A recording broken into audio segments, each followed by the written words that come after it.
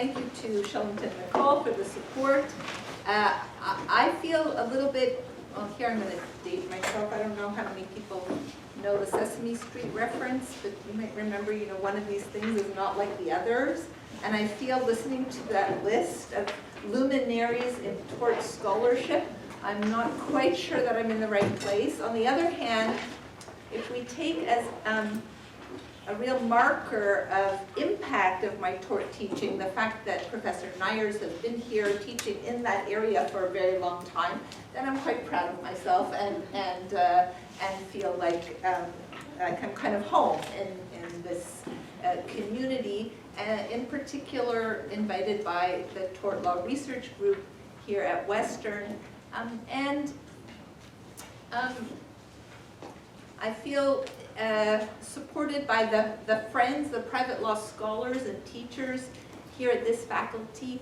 I actually, before I started, I was thinking as I came that the last time I was at Western in November 2022, Dean Chamberlain kindly remembered that. I spoke to mostly first-year students then as well about my book.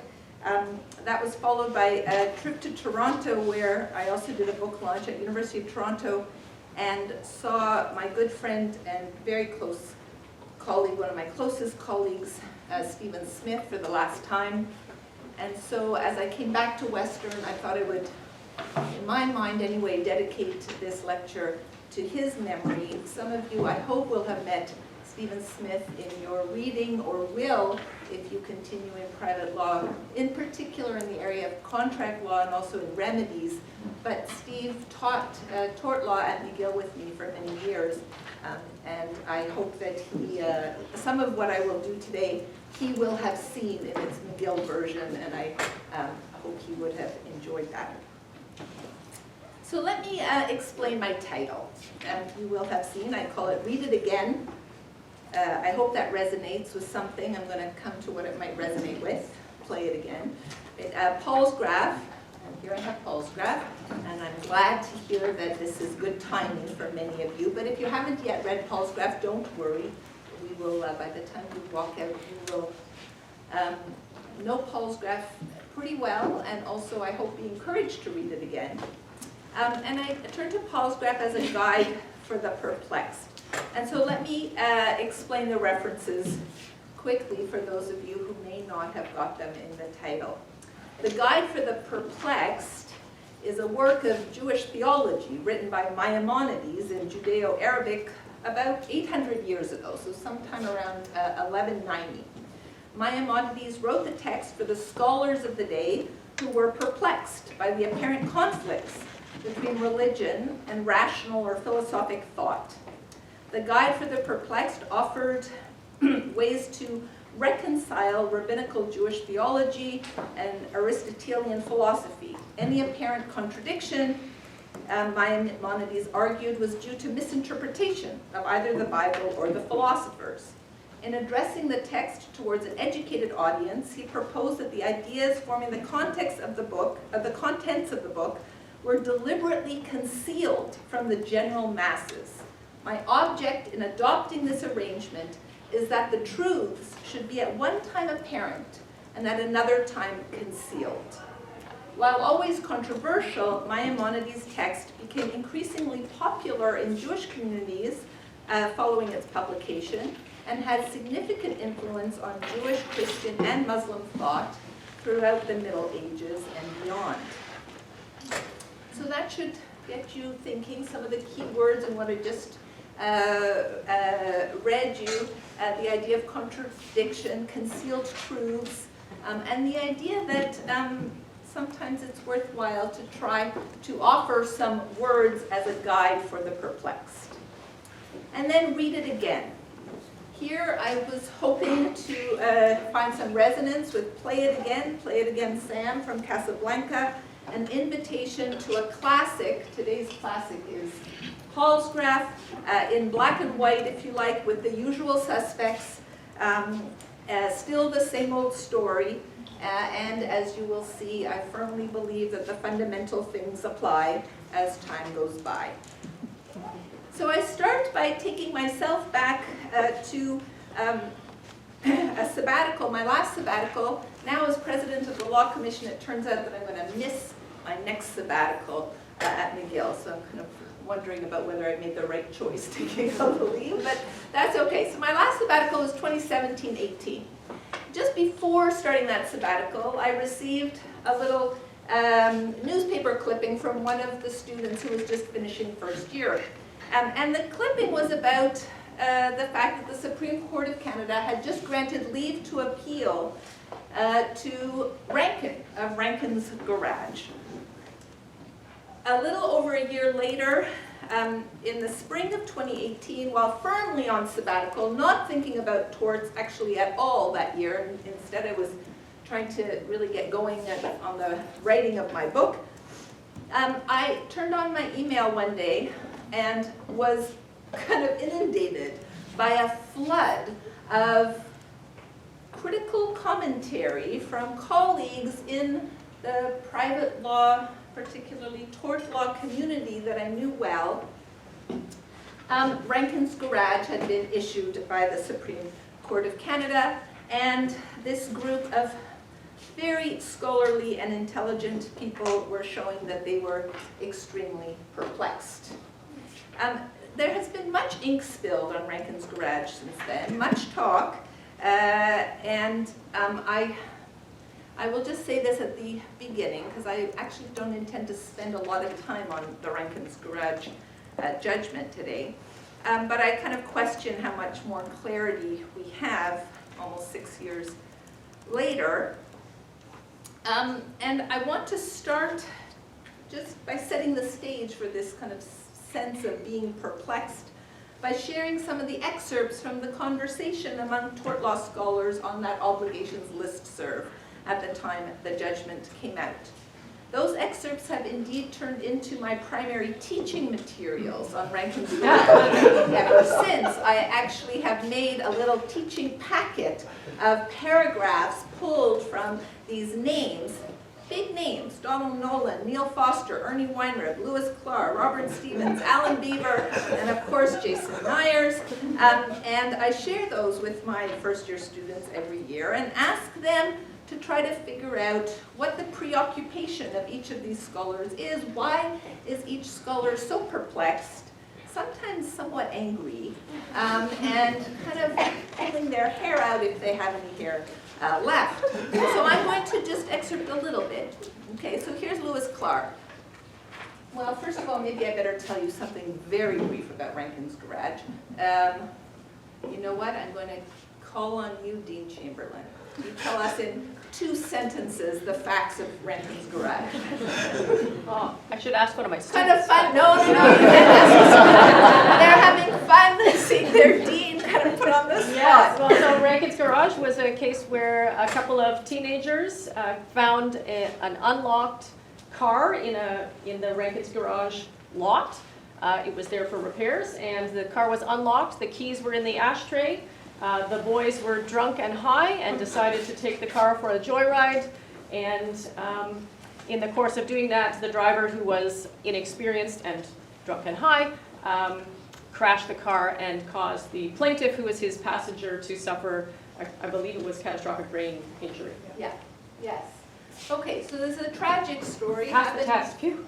Pardon? Passed the test. You passed the test. You did very well.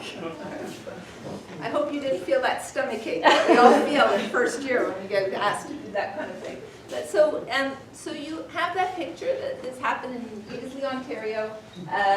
It turned out that the garage owner always left the keys in the cars on the lot. That was found to be unreasonable behavior at the trial level. And as a consequence of that negligence, right, in fact, if we trace the facts, as a consequence, our plaintiff ended up with serious brain injury. And the majority of the court said that there was no duty of care owed on behalf of our tortfeasor, Rankin's Garage, vis-a-vis our plaintiff, JJ. Okay, so I should have just given you that just before I jump into some of these excerpts. So Lewis Clark, whether a duty of care is owed to victims of a stolen car accident should have been uncontroversial. That should have been easy to establish. What happened, however, somewhere along the line is that the judges failed to distinguish between reasonable foreseeability of injury to the plaintiff in the context of the existence of duty and reasonable foreseeability of injury as a matter of breach of the duty, i.e. negligence, or perhaps remoteness. The judges should be asking whether recognizing a duty in this type of case would be such an unwarranted extension of negligence law that it would be wrong in law to leave it to the jury or fact finder. That could not have been said of this case. Ernie Weinrib. The very risk that is a reason for thinking of the defendant's conduct as negligent has materialized into injury. In the absence of defenses, there should be liability. This might more properly have been dealt with as an issue of remoteness rather than duty, but the close connection between duty and remoteness means that the suggestion I am offering would not be significantly affected. I would suggest that by making one's car easy to steal, one always introduces an added element of risk to others in comparison with the risks posed by driving generally. Clark again, although I am sympathetic with the view that only the principal wrongdoers who committed the theft and negligent driving should be held liable, that horse has long left the stable. There simply are too many established authorities which hold negligent parties who created the risk of injuries caused by the wrongdoing acts of others to ignore. They don't sound so happy, right, with the Supreme Court. Alan Beaver, in general, I think that we have a very strong bias in favor of thinking that there are single culprits for wrongs, even single causes of events. But there is really no justification for thinking this way. If you've studied causation and fact, factual connection, you've had that drilled into your head. There is never one sole cause of anything. In this case, we might think that C, the driver, was the most serious wrongdoer, the wrongdoer, if you like, but that in itself says nothing, literally nothing, about whether Rankin, of Rankin's Garage, was also a wrongdoer. And now you know what's coming. Jason Nyers. Just had a chance to read the decision today. The majority's reasoning is laughably bad, in my opinion. Certified rotten, as they would say on the Rotten Tomatoes movie review site. It is as if it were written by judges who live in an alternative universe, where people are born at the age of 18 fully formed, and drive vehicles supervised by AI that can take over operation of the vehicle at the first hint of error. At one point in the judgment, they even say that cars are not dangerous. Unfortunately for them, that is not our universe. Cars are dangerous. It seems obvious to me that injuries to bystanders and minors are within the scope of the risks by which one would classify the leaving of the keys in an unlocked car as negligent. Jason did very well in tort law in 1996, by the way. So, and here's the last little excerpt, and then we will turn back to my classic. This is also Alan Beaver. My question is, and my students always really love this one, and just at this point just want to throw up their hands and walk out of the classroom. My question is, what are we actually arguing about here? Anything at all? If scholars who have dedicated themselves to the study of this area of the law can be so divided on these really rather basic questions, perhaps we have to admit that, at least if we are talking about today's positive law of negligence, the law has become so empty that almost anything can be said about it. If the law's job is to guide practical reason, then this area of the law seems to be on strike.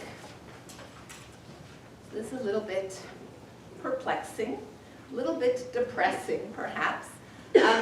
When I bring Rankin's Garage to my own students, I ask the students about what they might include in a refresher course for the Supreme Court of Canada, and also perhaps for practitioners, in terms of thinking about the connections between foreseeability. We all know there's a limited lexicon and vocabulary, right, in the tort of negligence, so we keep using the same words to mean different things in different contexts, right? But we have to get that straight. What do we mean by foreseeability in terms of figuring out whether there's unreasonable behavior? What do we mean in terms of figuring out whether there's a duty of care? And does it play a role, and what kind of role does it play in figuring out legal causation? And then I also ask the students, how could this judgment have had transsystemic, and this is a very particular McGill kind of word, meaning integrated across the private law of Quebec and the other provinces in this country, how might the judgment have had transsystemic significance?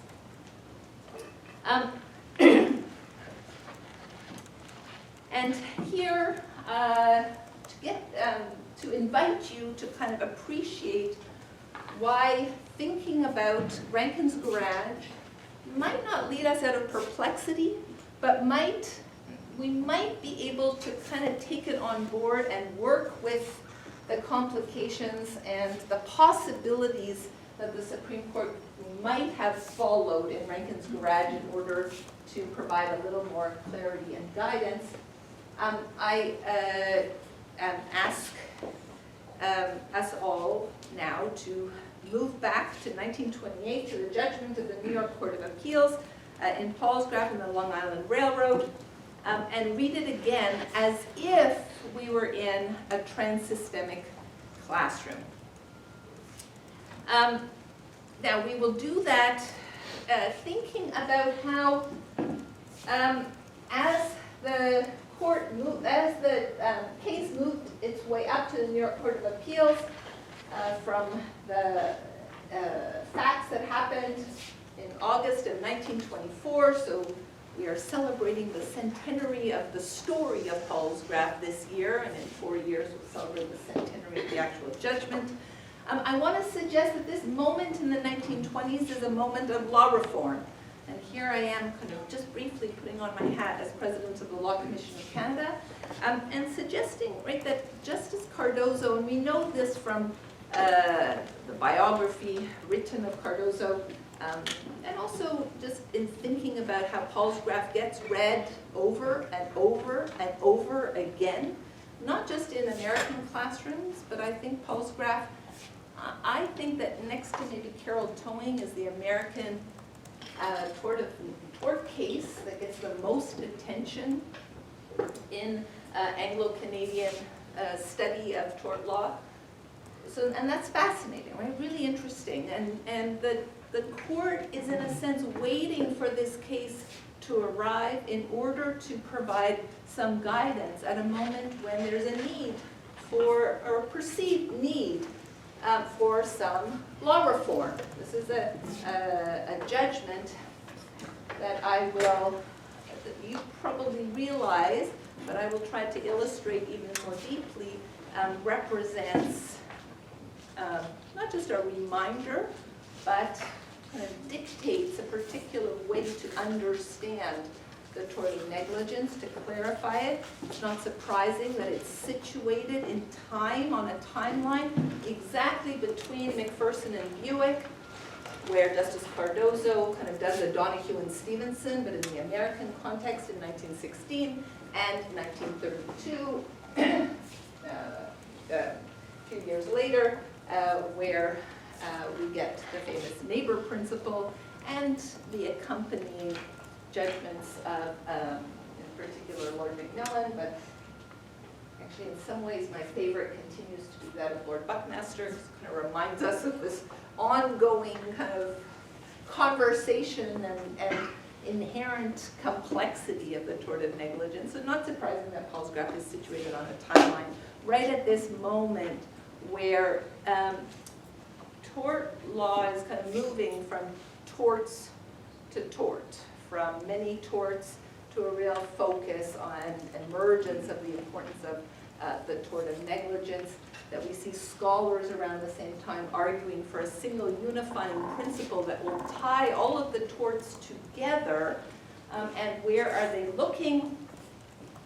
They're looking to civil law sources for that inspiration, and looking with some kind of jealousy, if you like, for the kind of clarity that they perceive to exist, particularly when they look at the French Napoleonic Code and the Swiss Code.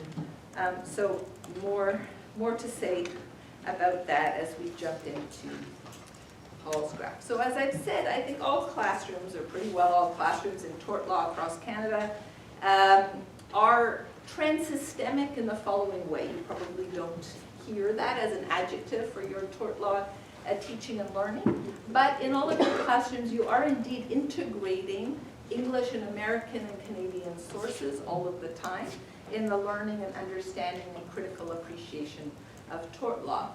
At McGill, we kind of add to that with integration specifically along Quebec civil law and Canadian common law vectors, with an opening more and more to other traditions, in particular Indigenous traditions, vis-a-vis obligations and interpersonal relations. So what I'm going to do in the next few minutes is share in a kind of abbreviated form my Palsgraf lecture at McGill, which is typically given as a plenary session for all of the first year law students, so 180 in the report, and given as a kind of foundational building block of a transsystemic or integrated approach to thinking about what I generically call the private law of civil wrongs or extra-contractual liability. And in the conclusion, I want to suggest that Rankin's Garage could have been, and perhaps might still serve as, an ideal space to explore integrated thinking or transsystemic thinking about the scope of responsibility. Okay, so I've drawn Palsgraf up here. In my own class, I actually usually get 9 students to come up and do a little play of Palsgraf in the front. Yeah, you're all laughing. You're just waiting for me to pick 9 people. I won't do that. But why 9? Well, I have, turns out Mrs. Palsgraf was there with her daughter. I don't know if your profs have actually told you some of the facts that you cannot glean from the judgment. You got that, right? You read the judgment, and how is Mrs. Palsgraf referred to? Right at the start? Do we know her? She's not even given a name, right? Just plaintiff. Plaintiff was standing on the platform. But Mrs. Palsgraf, a 50-odd year Brooklyn janitor on her day off with her daughters waiting for the train to go to the beach for a little holiday. And, well, here she is. I'm not a very good artist. Here's Mrs. Palsgraf. After the scales on the platform have tipped over, allegedly. We don't really get much of a story about that either, right? The scales just supposedly tip, and Mrs. Palsgraf is injured. We're not told in the judgment what happened to Mrs. Palsgraf. You probably also were told by your profs, or now, of course, you all Google it. Like, how was she injured? She alleges that she developed a stammer. Her daughter later on actually alleges that she developed diabetes as a result of the scales falling. All of that kind of sounds a bit strange, right? Cockeyed and far-fetched.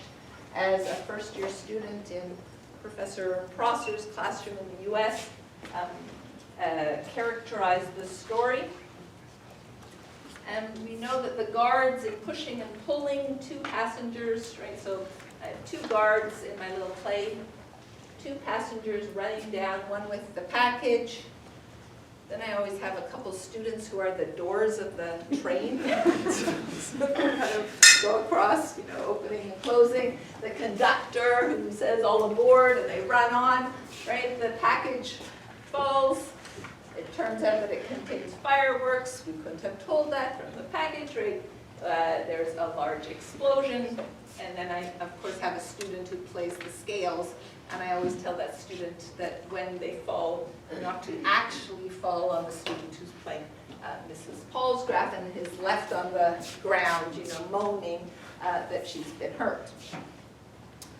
Okay, so none of that should come as a surprise, right? That's our first reading of Palsgraf. Is you try to figure out the facts. It's a little weird as a judgment because there really aren't any, right, that are handed to you. Justice Andrews doesn't kind of make up for Justice Cardozo's skimping on the facts. It turns out Cardozo wasn't just, leaving the facts out, but we know in one of his essays that he writes, I often say that one must permit oneself, and that quite advisedly and deliberately, a certain margin of misstatement. So Justice Cardozo's doing a little making up of the facts here, in particular where he describes the guards as helping the passenger onto the train. Cardozo doesn't like it very much that the trial judge has actually found negligence on the part of the guards, which is why we can sue Long Island Railroad. Little review of vicarious liability there, right? So the employer's being sued for the negligence of the guards, the unreasonable conduct of the guards in pushing and pulling. Cardozo makes it sound as if the guards are just, kind of good Samaritans almost, right? Like they're doing the right thing, helping.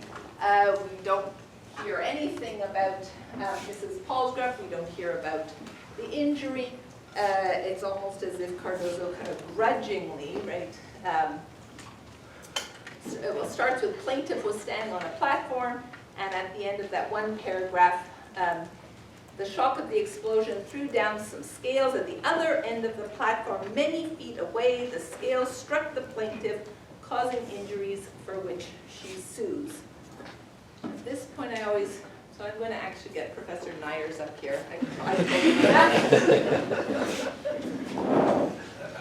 So as you know, right, Justice Cardozo makes it sound as if our Mrs. Palsgraf is far, far away at the other end of the platform. I don't know if you learned this in class, but this was a big enough explosion to make it to the newspapers. There's a whole story in the New York Times. There was extensive damage done to the platform, a number of people who were hurt, many of whom went to the hospital. Mrs. Palsgraf actually didn't go to the hospital. But in there, in the record, right, we talk about how the scales were actually about 10 feet away. So Professor Nyers, you start next to me. I'm going to pretend to be the explosion, and you measure 10 feet. Very good student. Count to 10. We got, right? And so do you feel like you're far, far away? No. Not really, right? Not very far away. Okay, you can sit down. Very good. Very good. All right. Okay, so not very far away, Justice Cardozo, right, has created this whole story that we read as in our first reading of the judgment. We're convinced, because Cardozo wants us to be convinced, that Mrs. Palsgraf is indeed very far away. That is going to ground Cardozo's insistence that there is no requisite relationship, right, between the wrongdoer, kind of reluctant to call him a wrongdoer, but fine, the guard who's the wrongdoer, at this place where the package falls and the fireworks explode, and our plaintiff, Mrs. Palsgraf, who says, you owed me a duty of care, and Cardozo asserts, without ever really justifying, asserts that no such duty of care is owed. Okay, so you, I think, know all of that. That's kind of first reading. I don't know whether in your classes you do a little vote before you start to actually delve into the judgment.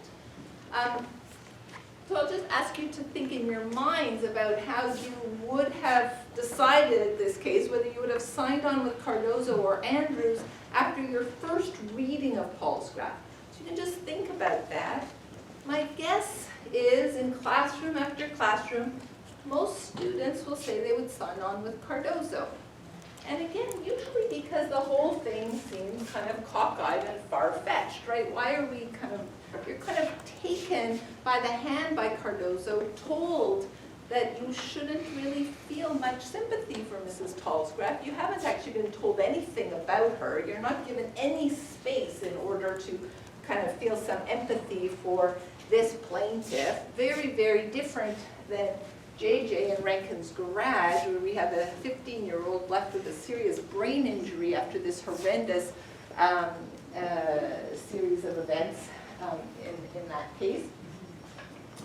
And so most students will kind of go along with Cardozo in the sense of saying, oh, just in terms of the bottom line, right?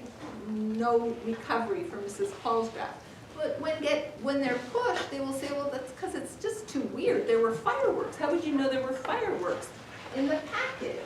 And then pushed a little more, they kind of realize, oh, that kind of attention to the craziness of the facts is actually something that belongs in our usual analysis of proximate cause and remoteness. That is, how do we tell a story that convinces us that responsibility for the end, right, of the whole story, the injury, the stammer that Mrs. Palsgraf suffers, that responsibility is truly on the shoulders of our negligent wrongdoers. And so then they're kind of pushed to Justice Andrews' analysis. Justice Andrews, as you will recall, and here, and I'm sure you did this in class, I asked my students to pull out key words and phrases from the two judgments, from Cardozo, from Andrews. So let me back up for a second.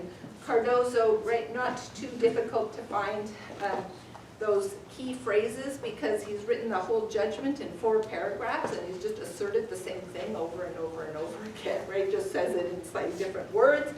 So negligence is not actionable unless it involves the invasion of a legally protected interest, the violation of a right.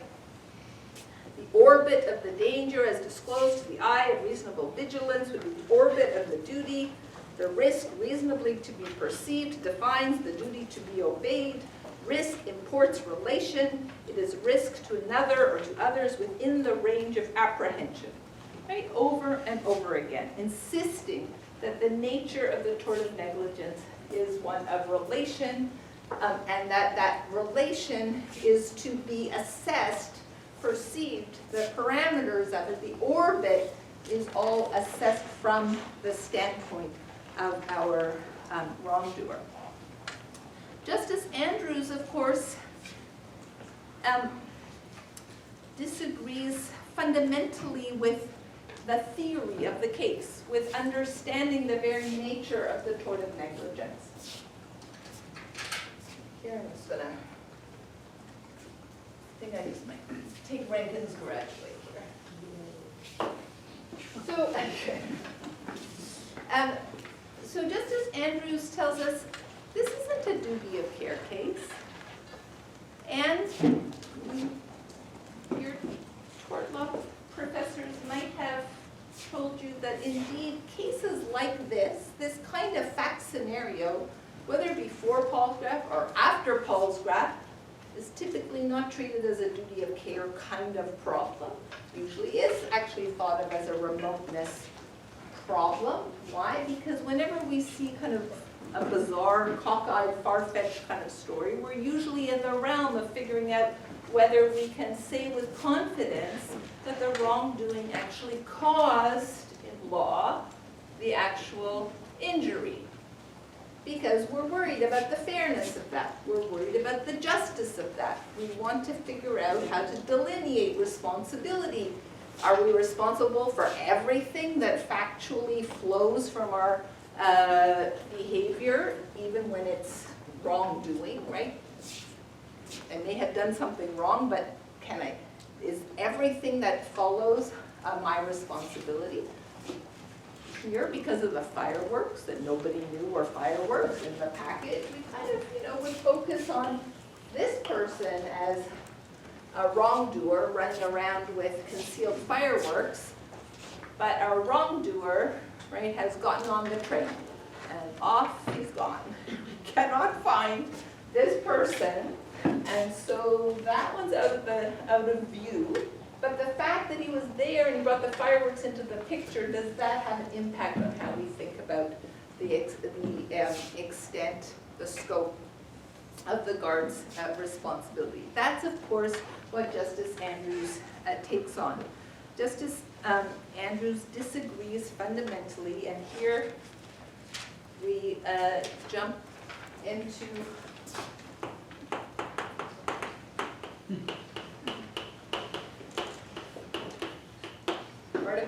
1457 of the Civil Code of Quebec that starts, every person has a duty to abide by the rules of conduct incumbent upon him according to the circumstances, usage, or law, so as not to cause injury to another. Okay? You have an obligation not to cause injury to another. And just as Justice Andrews suggests, another means another. Anyone who is injured or hurt as a result of your failure, your breach of your obligation to act reasonably, is someone to whom you may owe reparation. We're not going to stop, and Justice Andrews talks about that, right?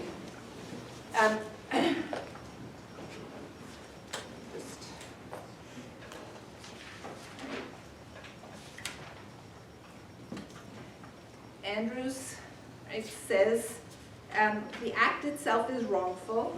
It is a wrong not only to those who happen to be within the radius of danger, but to all who might have been there, a wrong to the public at large. Due care is a duty imposed on each one of us to protect society from unnecessary danger, not to protect A, B, or C alone. Justice Andrews has never read Article 1457 of the Civil Code of Quebec.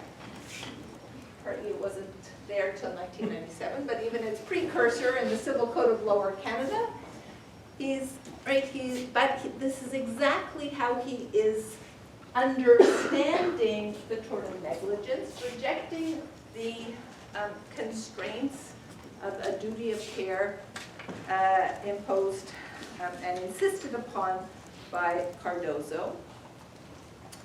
And so everyone owes to the world at large, 1457, the duty of refraining from those acts that may unreasonably threaten the safety of others.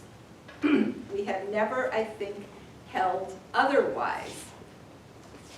And then, of course, Justice Andrews looks at this case and says, well, but we do need a delineating mechanism. We do need to figure out how far responsibility goes. And as you know, he searches for metaphors. He talks about a boy throwing a stone into a pond and the ripples spreading. You may speak of a chain, if you please, a net. Should analogy be thought helpful, I prefer that of a stream, right? And he says the tributaries come into the stream. At last, inevitably, no trace of separation remains. What we mean by the word proximate cause, is that because of convenience, of public policy, of a rough sense of justice, the law arbitrarily, let's scrap that word arbitrarily, I think he's wrong there, right? But the law declines to trace a series of events beyond a certain point. This is not logic, it is practical politics.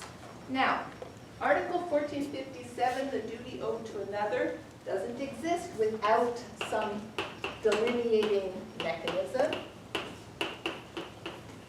And it's the one that Justice Andrews identifies. It's found in Article 1607.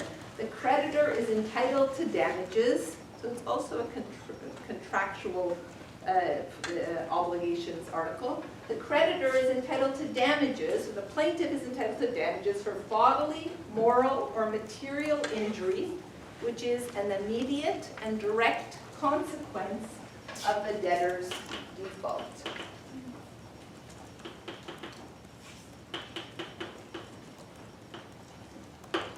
That's it, folks. That's the only delineating mechanism in Quebec civil law for figuring out how far your responsibility goes.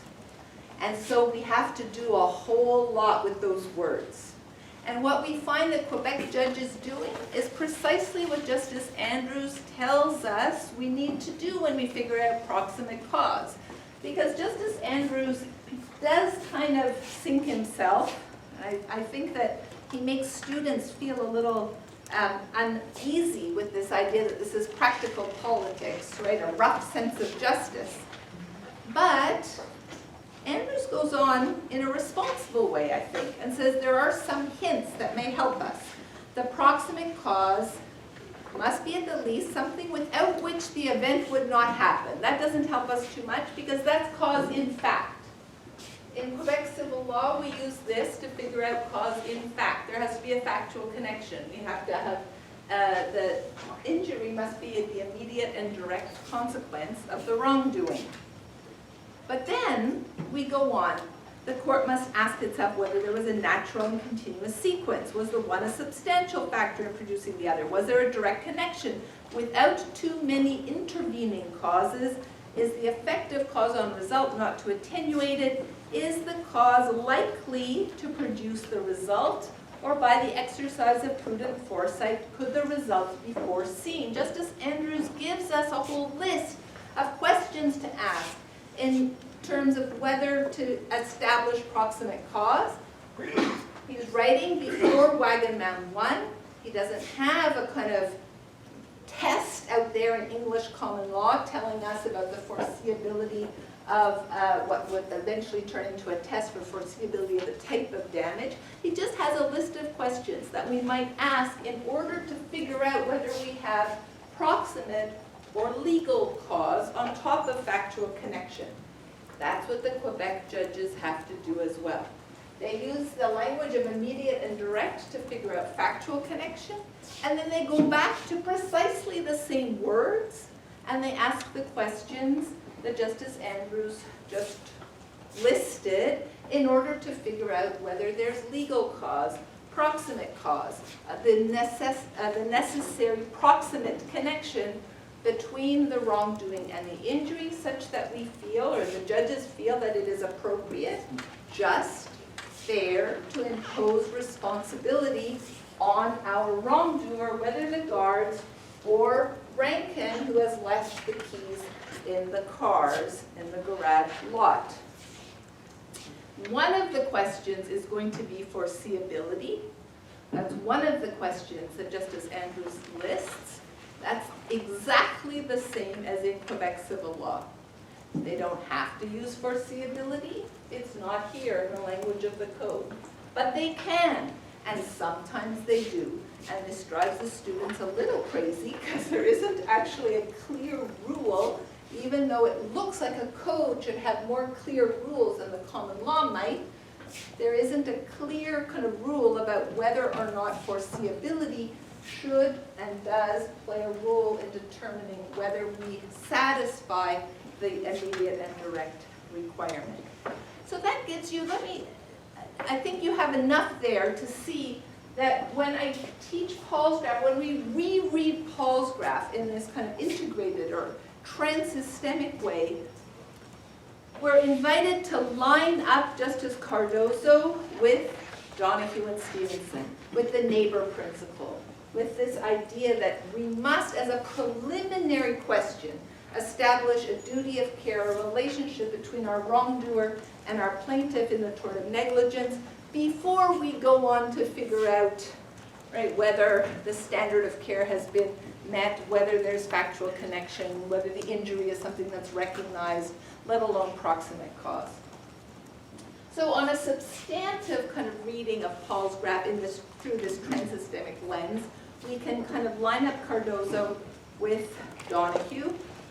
We can see how, even though Lord Atkin with the neighbor principle opens up the possibilities for the tort of negligence, he at exactly the same moment gives us limiting language, right? The notion you have to be the neighbor. Cardozo says Mrs. Palsgraf's not the neighbor. Right? You have to be it has to be foreseeable that you would be in the class of persons directly affected by my actions. And so that neighbor principle, both generous and restricting at the same time, explains why I think even in 2024 we are still trying to figure out what the holding in Donahue and Stevenson is or was. Right? So we can line Cardozo up with that kind of common law insight in the tort of negligence, and we can put Justice Andrews over with Quebec civil law, as I've done. I've illustrated that, in fact, Justice Andrews gives us really interesting insight into what would happen if you had a system where you only have one delineating mechanism, And that delineating mechanism is proximate cause, and that's exactly what we have in Quebec civil law.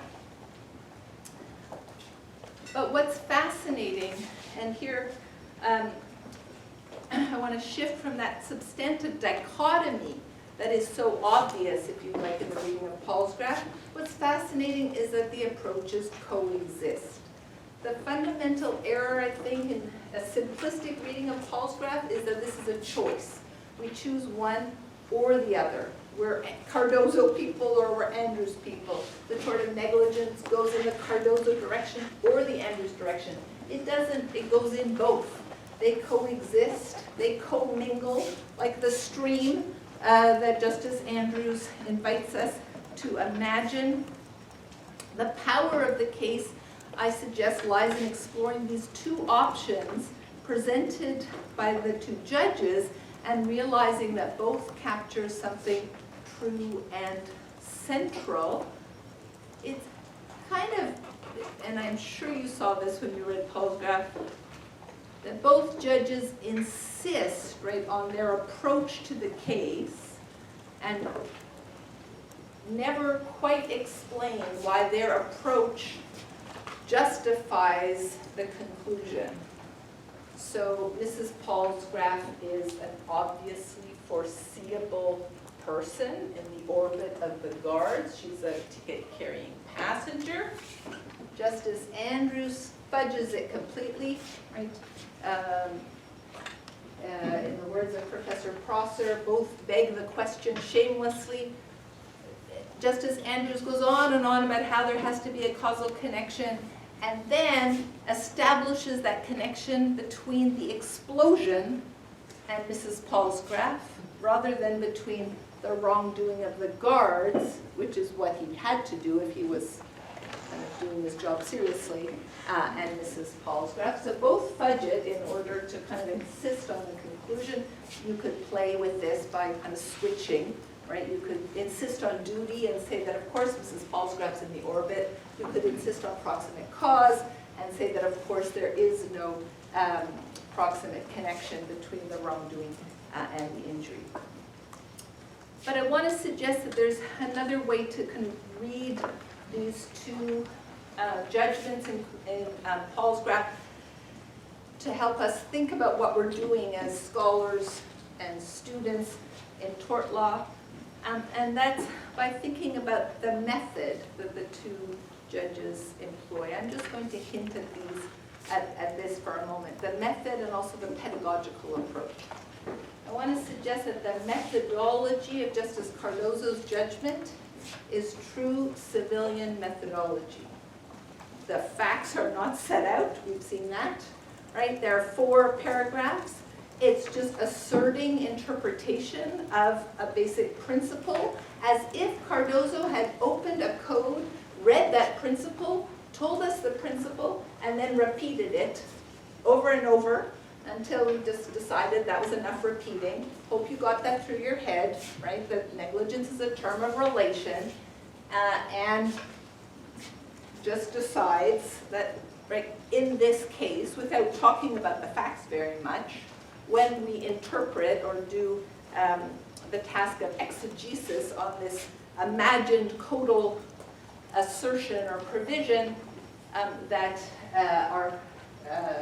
there is no duty owed. So an interesting coexistence, if you like, in this one judgment of civil law methodology and in Justice Andrews' common law methodology, right? Justice Andrews reaches for principle through sustained consideration of hypotheticals,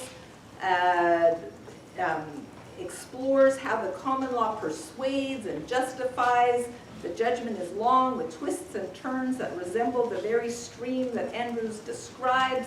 It forces the reader to imagine stories populated by characters referred to as letters A, B, and C. It's as if, and here's the pedagogical twist, it's as if Justice Andrews is in a common law classroom and pushing us to imagine these hypotheticals, playing with the A's and B's and C's and how far we should imagine proximate cause to go.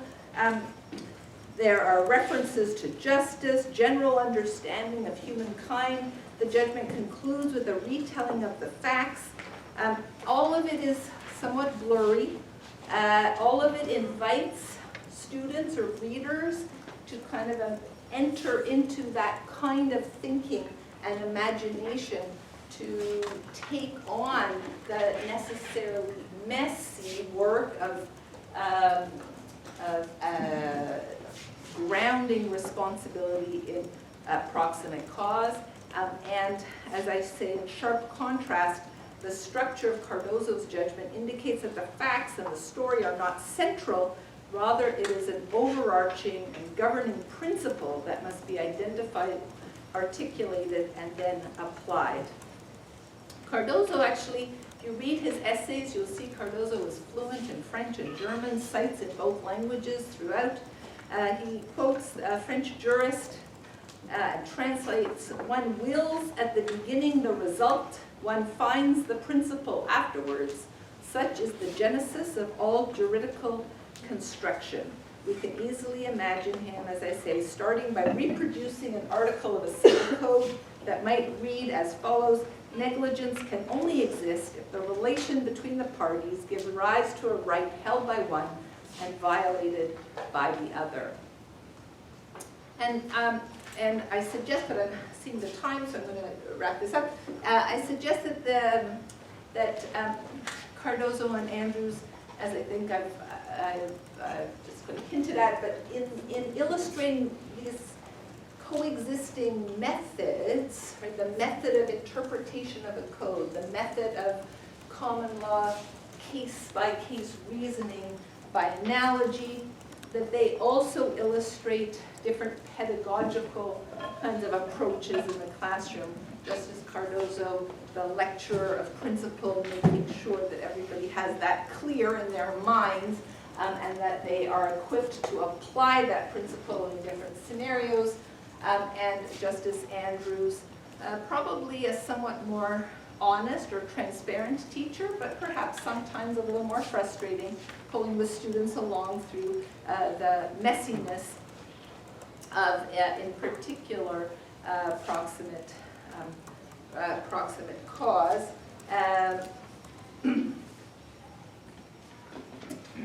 Again, though, I want to suggest that even as I kind of characterize each as civil or common, whether it's the substance or the method or the pedagogy, that what's continues to be fascinating, even if perplexing, is the way in which those methods intertwine, coexist, just as the substance of duty of care and proximate cause continue to intersect and intertwine.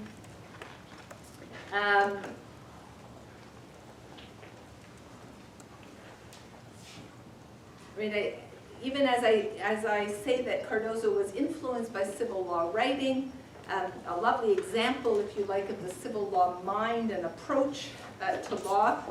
Cardozo was, of course, firmly situated in New York, able to bring his civil law sources, inspiration, and language to the tasks before him as a common law judge, writer, and speaker.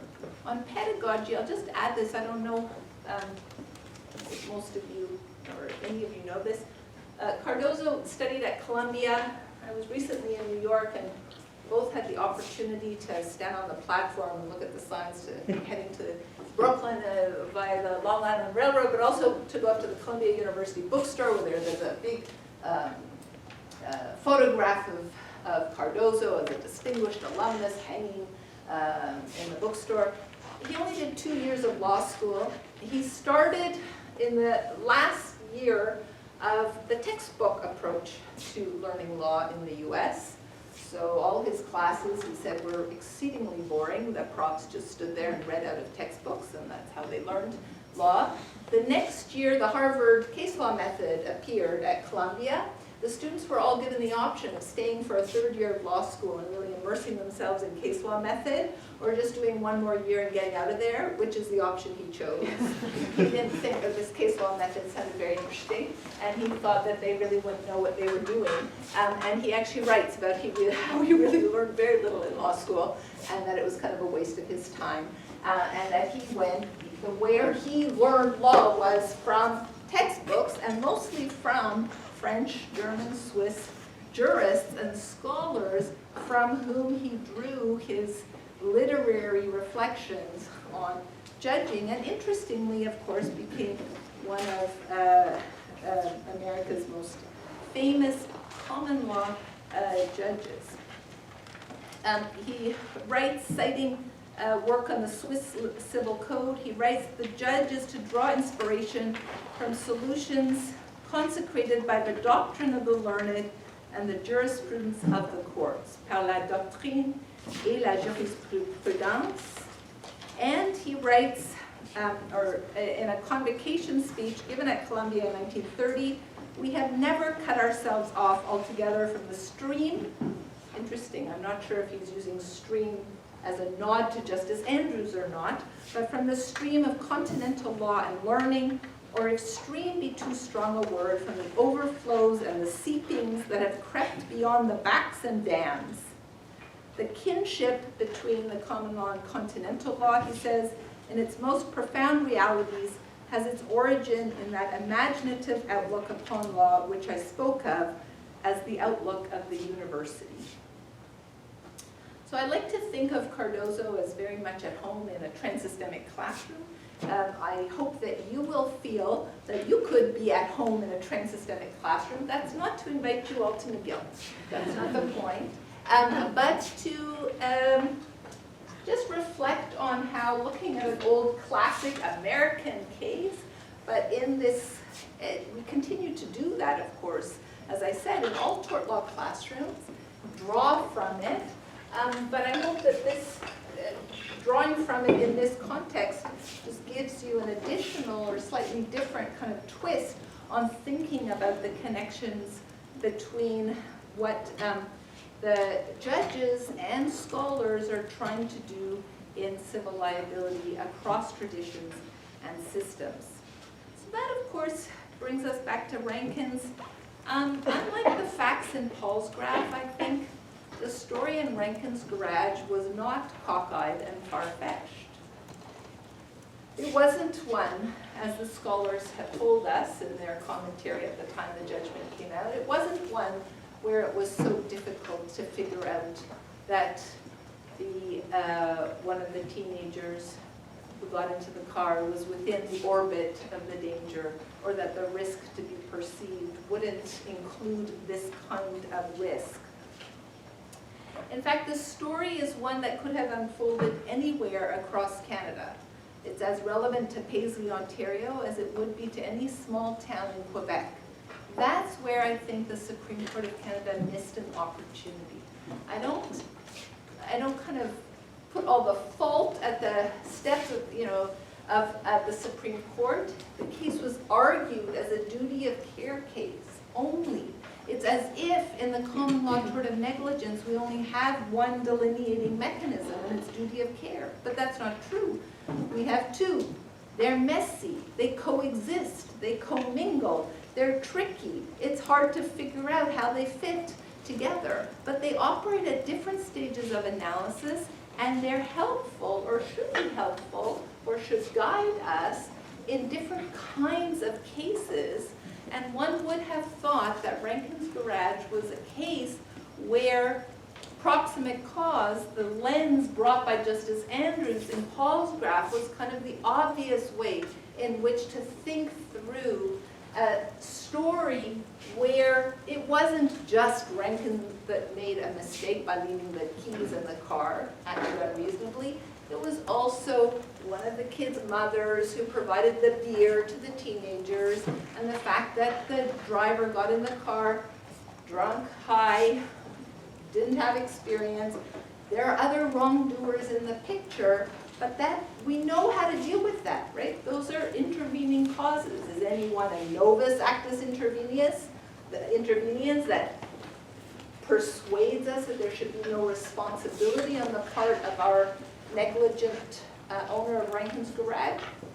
Probably not. What I didn't tell you, I told you I shared the excerpts from the commentators with my students. I teach Rankin's Garage not with duty of care at all.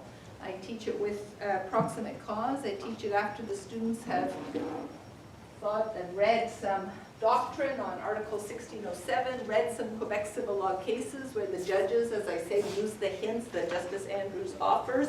They're precisely the hints found in the leading textbook, Baudouin de Laurier in Quebec civil law, to figure out proximate cause. And I asked the students to come to class prepared to argue the two sides of Rankin's Garage, never using the terminology of duty of care, but rather arguing the case as a proximate cause case. And so we have the no side of the room, no liability of Rankin. That is arguing that what happened was remote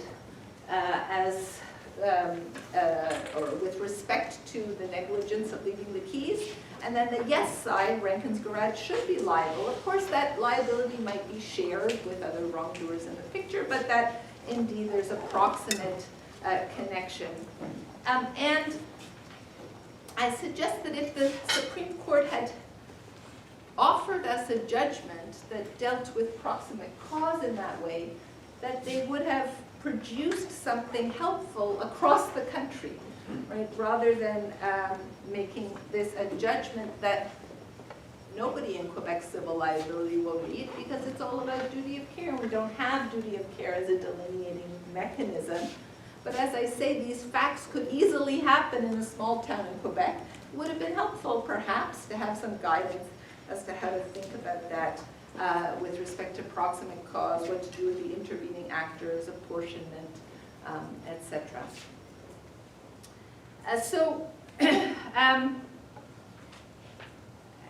I think that was a chance that the court missed to speak in an integrated way to the private law of civil wrongs in Canada, to provide hints that we can name or develop from experience.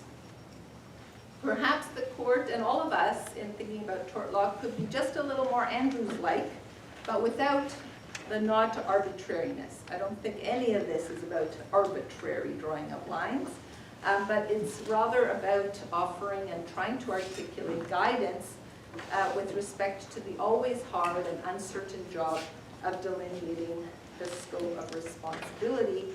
And indeed, I think that that comes hand in hand with the realization of the power that comes with the study of law and the ways in which we can use available frameworks to construct persuasive arguments and to be convincing participants.